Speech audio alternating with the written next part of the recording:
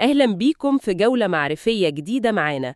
النهاردة هنغوص أكتر في 3 حاجات كده يعني مرتبطين ببعض جدا وبيغيروا فعلا شكل شغلنا وحياتنا: الأتمتة، الذكاء الاصطناعي، وكمان الأمن السايبر.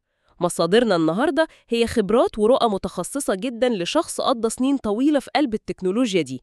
معانا خبير متخصص في هندسة الاتصالات وعنده خبرة عملية قوية في تطبيق الذكاء الاصطناعي وحلول الأتمتة في بيئات شغل مختلفة. ده غير طبعا تركيزه الكبير على تحديات الأمن السايبر اللي مرتبطة بكل التقنيات دي. بنرحب بحضرتك. أهلا بيكي وشكرا جدا على المقدمة دي. أنا مبسوط إني معاكم النهاردة، وإن شاء الله نحاول نبسط المفاهيم دي ونشوف إزاي ممكن نستفيد منها بشكل عملي وكمان آمن. هنمشي خطوة بخطوة لحد ما الصورة تكمل. ممتاز. يبقى مهمتنا النهاردة إننا نفهم مش بس يعني إيه أتمتة، لأ، إزاي كمان الذكاء الاصطناعي بيدخل فيها وبيطورها، وإيه بقى المخاطر الأمنية اللي يعني لازم ناخد بالنا منها وإحنا بنطبق الحاجات دي. الهدف نفهم الصورة كلها: الفوايد، الأدوات اللي موجودة، التحديات، وحتى إزاي ممكن نحول المهارات دي لمصدر دخل. كل ده طبعاً مع الحفاظ على أمان بياناتنا وشغلنا. خلينا نبدأ من الأول خالص. مفهوم الأتمتة نفسه ليه بنسمع عنه كتير قوي دلوقتي؟ تمام. بصي، الأتمتة ببساطة شديدة هي إننا نستخدم التكنولوجيا عشان ننفذ مهام كانت محتاجة تدخل بشري، خصوصاً المهام اللي بتتكرر، اللي ليها نمط واضح كده.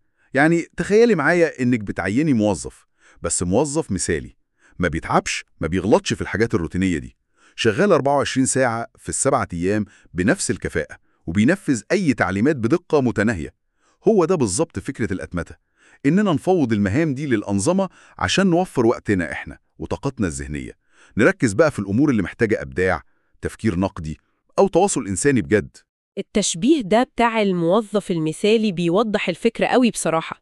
يعني بدل ما أقعد كل يوم أفلتر الإيميلات المهمة مثلا، أو أنقل بيانات من جدول لملف تاني، أو أتابع حالة طلبات العملاء بشكل يدوي ممل، ممكن أخلي سيستم يعمل ده؟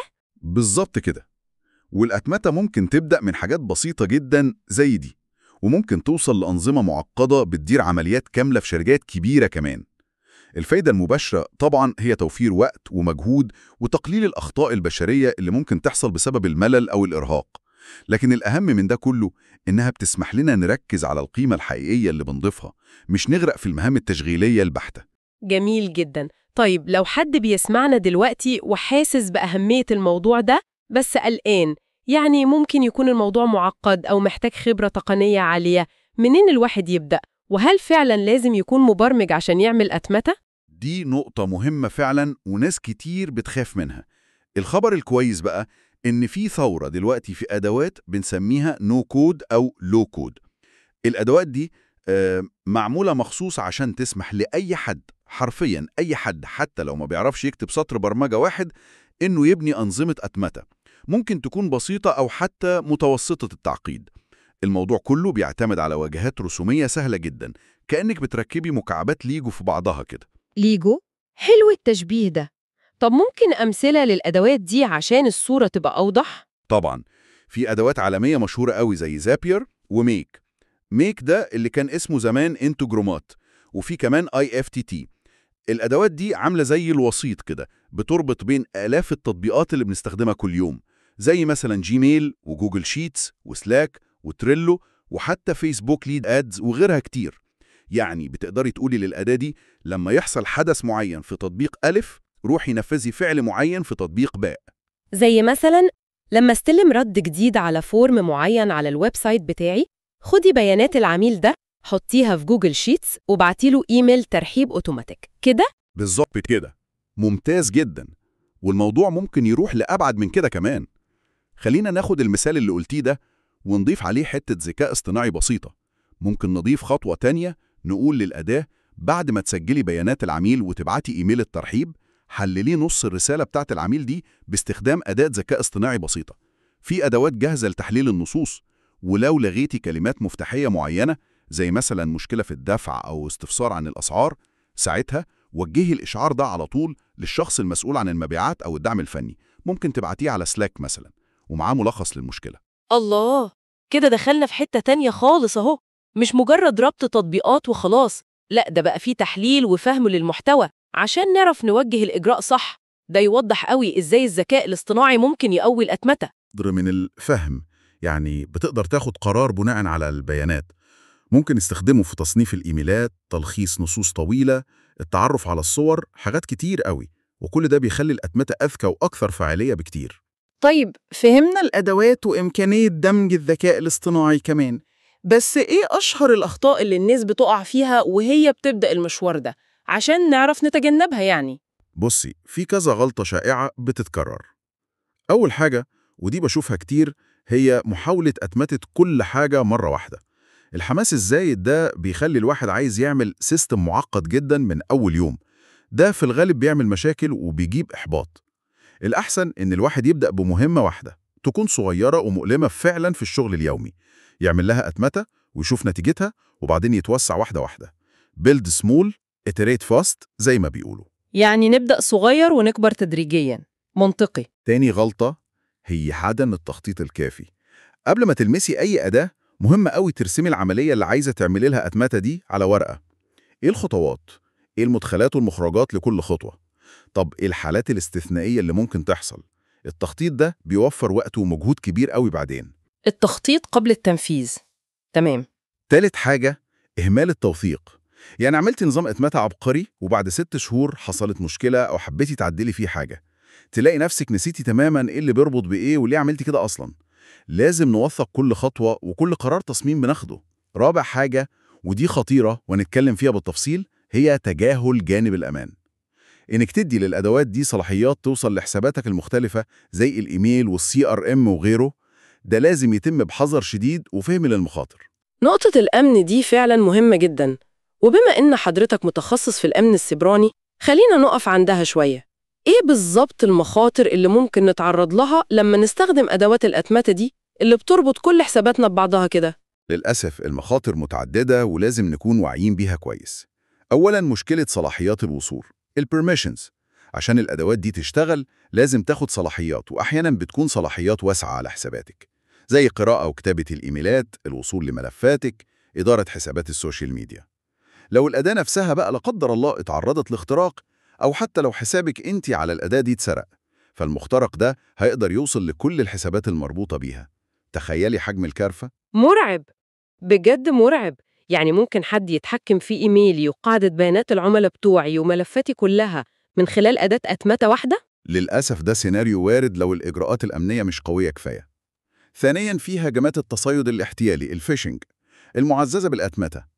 يعني ممكن محتالين يستخدموا الأتمتة نفسها عشان يعملوا حملات تصيد مقنعة أكتر ومخصصة بناء على معلومات بيجمعوها بشكل آلي من كذا مكان. يا نهار أبيض! ثالثاً، مشاكل أمن ال AIs. الأدوات دي بتعتمد على حاجة اسمها APIs، واجهات برمجة التطبيقات، عشان تكلم بعضها. لو ال API بتاع تطبيق معين فيه ثغرة، أو لو طريقة استخدامه مش آمنة كفاية، ده ممكن يفتح باب لمشاكل كبيرة. رابعاً، تسريب البيانات.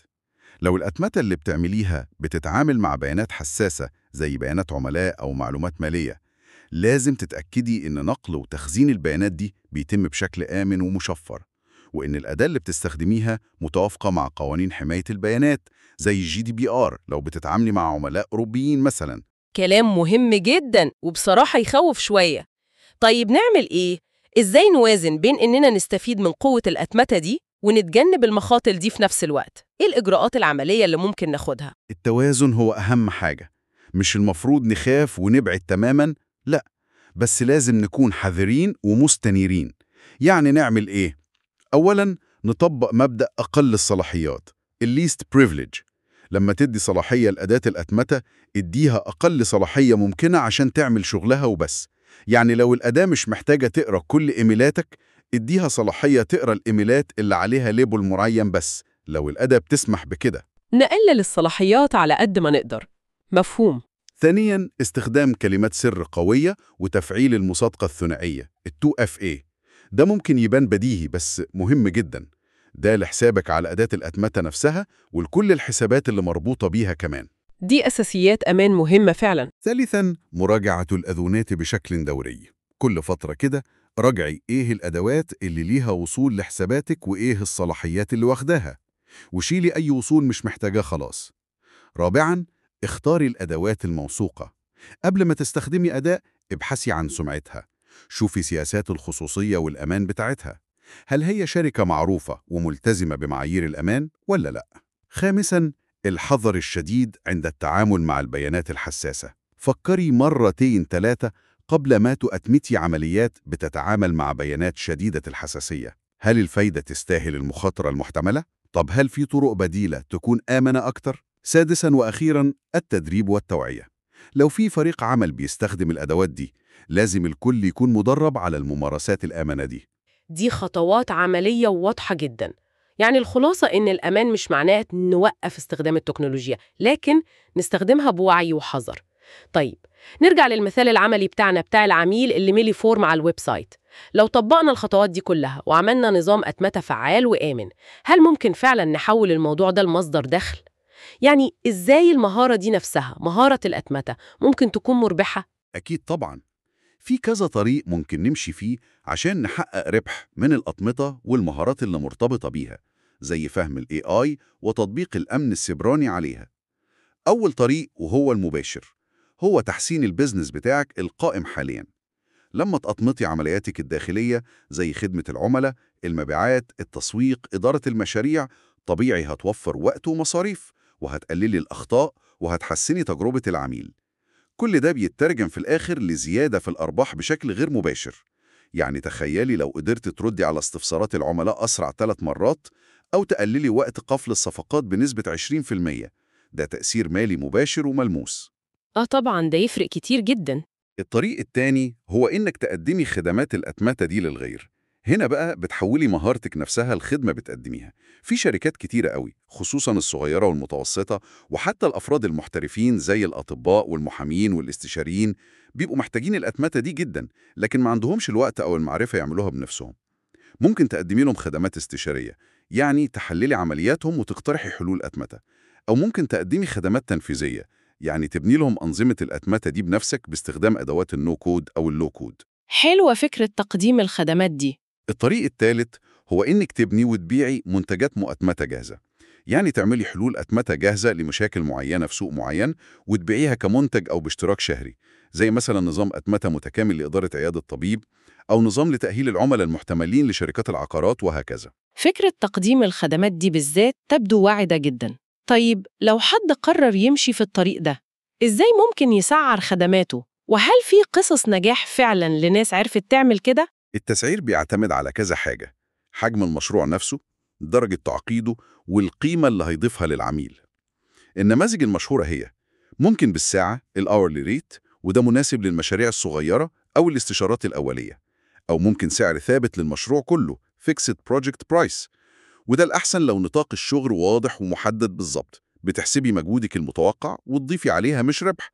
وفي كمان نموذج الاشتراك الشهري المونثلي ريتينر، وده ممتاز للعلاقات طويلة الأجل، بتقدمي فيه صيانة ومتابعة وتطوير مستمر لأنظمة الأتمتة اللي بنيتيها للعميل. ده بيضمن لك دخل مستمر، وبيضمن للعميل إن النظام بتاعه شغال بكفاءة. نماذج مختلفة ومناسبة لحالات مختلفة. بالظبط. أما بقى عن قصص النجاح، فهي موجودة وبكثرة على مستوى العالم، وحتى هنا في منطقتنا العربية. في أفراد وشركات صغيرة بنوا بيزنس كامل ومربح جدا حوالين تقديم خدمات الأتمتة دي. بيستخدموا أدوات زي زابير وميك وغيرها، وحققوا نجاحات كبيرة فعلا بمساعدة عملائهم على توفير آلاف الساعات ومبالغ ضخمة. ممتاز. يعني الفرص حقيقية وموجودة للي يتعلم ويطبق صح. طيب، بمناسبة المساعدة وتوفير الوقت والجهد. بالظبط كده. وبمناسبة المساعدة العملية دي، أنا حابب أقدم لجمهوركم النهاردة هدية متواضعة لكن قيمتها كبيرة جدا بإذن الله. هي عبارة عن كتاب تفاعلي عن الأتمتة وتطبيقاتها العملية. الكتاب ده معمول مخصوص عشان يساعد أي حد ياخد خطواته الأولى بثقة. هو خلاصة تجارب وأمثلة عملية كتير. كل اللي بطلبه يعني مقابل الهدية دي هو دعوة صادقة ليا ولوالدي رحمة الله عليه. الله يرحمه ويغفر له ويسكنه فصيح جناته يا رب. دي لفتة طيبة جدا ومبادرة كريمة ومقدرة فعلا. وفكرة إنه كتاب تفاعلي دي بتخليه مميز أكتر، لأنه بيشجع على التطبيق مش مجرد القراءة النظرية. أكيد هيكون إضافة قوية جدا لأي حد مهتم بالمجال ده. شكراً جزيلاً لحضرتك على الهدية القيمة دي، وبندعي ربنا يجعلها في ميزان حسناتك وحسنات الوالد يا رب. ونتمنى كل اللي بيسمعونا يستفيدوا منها وما ينسوش الدعاء. طيب، قبل ما نختم رحلتنا النهاردة، لو حبينا نلخص أهم المحطات اللي مرينا بيها بسرعة كده. بدأنا بتعريف الأتمتة وشبهناها بالموظف المثالي، وبعدين اكتشفنا عالم أدوات النو كود زي زابير وميك، وإزاي أي حد ممكن يبدأ بيها، وشفنا إزاي الذكاء الاصطناعي بيقدر يقوي الأتمتة وينقلها لمستوى أذكى بكتير.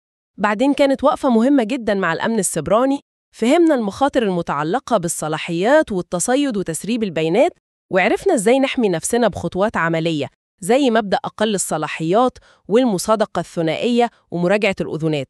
وبعدها استعرضنا طرق تحويل المهارات دي لفلوس، سواء بتحسين شغلنا الحالي أو بتقديم خدمات للغير بنماذج تسعير مختلفة. وطبعاً الهدية القيمة من حضرتك الكتاب التفاعلي كفكرة أخيرة بقى نسيبها للمستمعين يفكروا فيها. بعيداً عن كل التقنيات والأدوات اللي اتكلمنا عنها النهاردة، يمكن السؤال الأهم هو إيه العملية أو المهمة الروتينية الأولى اللي ممكن أبدأ أفكر في أتمتتها في شغلي أو حتى في حياتي؟ ممكن بكرة الصبح، مش لازم تكون حاجة ضخمة، مجرد خطوة أول صغيرة عشان نحرر شوية وقت وطاقة ذهنية لما هو أهم.